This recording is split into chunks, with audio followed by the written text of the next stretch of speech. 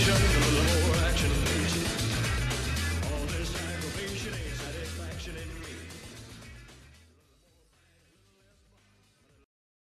DuPont put together this database, this website, I'm sorry, stories.dupont.com. And if you go there, you'll see a video, for example, where policemen are talking about how the bulletproof vest produced with material from DuPont saved their lives. So when you see a policeman talking about this, this is the type of stuff that you may pass along to someone. So it has to be around people.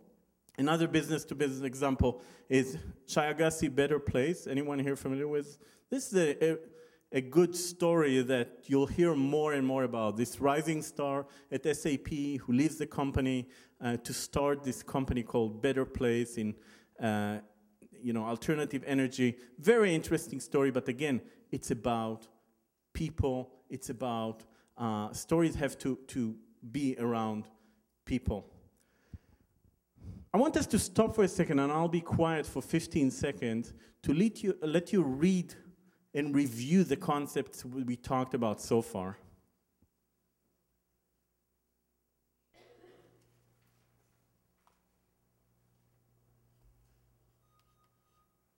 And now I want to show you how one company implements a lot of these ideas, and the company is Tom's Shoes. Again, you just learned about Tom's Shoes. Look at how Tom's Shoes uses this idea every step of the way. So first of all, I bought Tom's Shoes. The moment I order, they ask me, do I want to dedicate the pair I just bought and send an email to someone that I dedicated a pair of shoes to them. So suddenly they get an email that I just bought a pair of shoes for a child in need, and it's in their honor. So it's a little thing, this is not a major thing, but they're making it easy for me to spread the word. Here's a box of Tom's Shoes the way it came in the mail. Okay, so look at how many opportunities they give me to create visual buzz. Of course, it has a label. It comes with a sticker. It comes with a flag. When was the last time you bought shoes that came with a flag, right? So they give me, as a consumer, here, I actually brought the flag with me, so. They give me, as a consumer, as a customer, they give me the opportunity to create visual buzz, and people actually post this on their dorm room and so on. But it all has to do with the story, with the authenticity of the story, and with the fact that it's real. Give us something to talk about. If you go to their website, they have these cool shoes, that are boots, strap boots. It's really something interesting. It's just something different. People talk about it. Now I saw that Blake appeared in a forum that was organized by President Clinton. Clinton interviews him. They give you something to talk about, definitely. This is encouraging participation. Now they have a promotion together with a skateboard manufacturer where they invite people, okay, you want to participate in one of our shoe drops? You have to submit an application, either an essay or a video. So they invite people to actually participate in the process. We talked about encouraging self-expression and creativity. Think about it, they're a shoe company.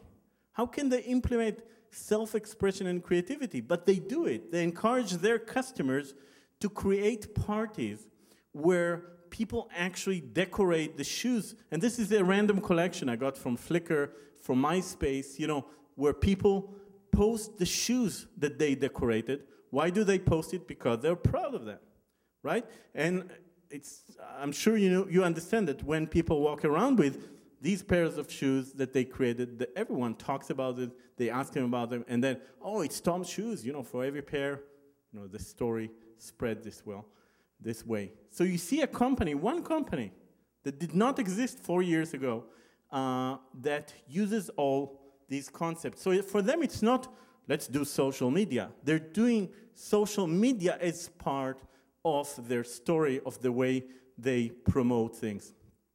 Incidentally, talking about Facebook, this is their news group on Facebook. I'm now friends with Blake on Facebook. It doesn't mean much usually when you're friends, because I interviewed him. But a few months ago, I see, suddenly he writes, I'm in the White House with 3 exclamation marks. So, wow.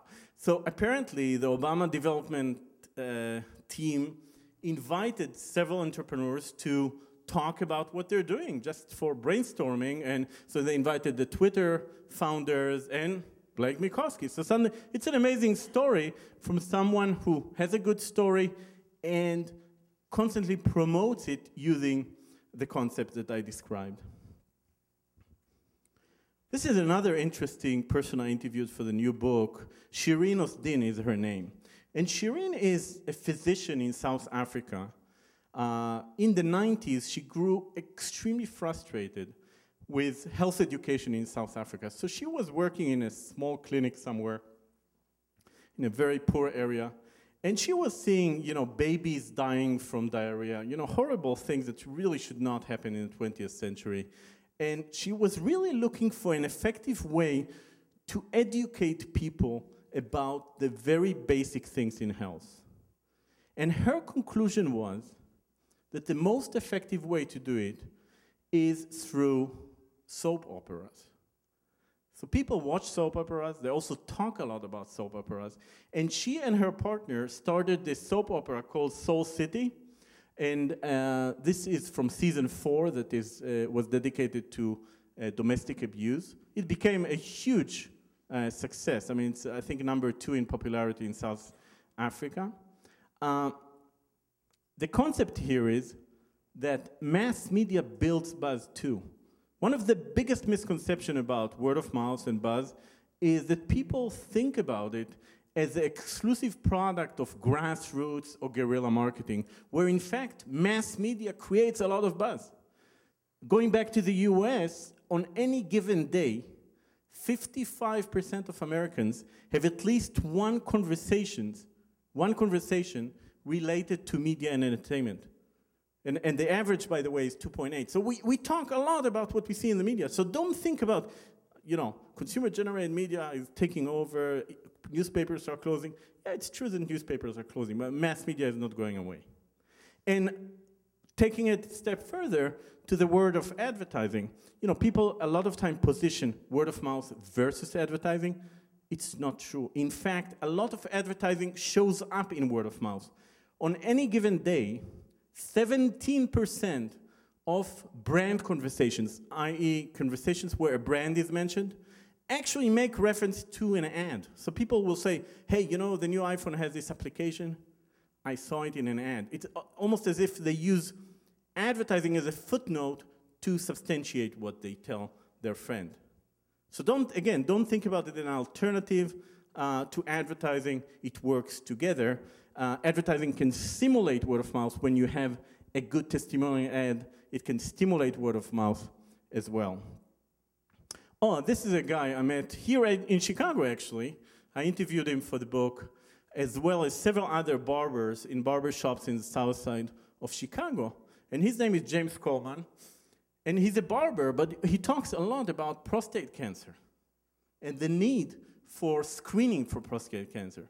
Why does he talk about this? This takes me to Virgil Simmons, another person I talked to, and he started an organization. He got prostate cancer. He discovered that as an African American, he's at the highest risk group, and he decided to start a company around that, and not a company, a non-profit, to spread the word about the need for screening. And he decided that the most effective or a good way to do it is through barbers, because barbers talk to a lot of people, especially in African American communities.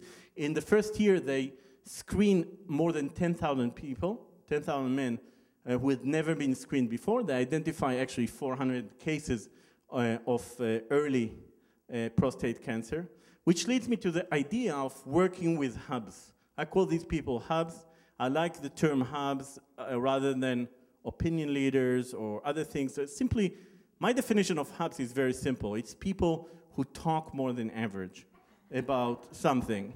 And they either talk more than average, either because they know a lot of people, or because they know more about something. And I call these people expert hubs. Here's an example for an expert hub. This is Susan Bradley. Anyone wants to guess what she's an expert on? Star. Actually, it's totally random. I don't know why she took the picture next to this guy. But she's an expert in small business servers.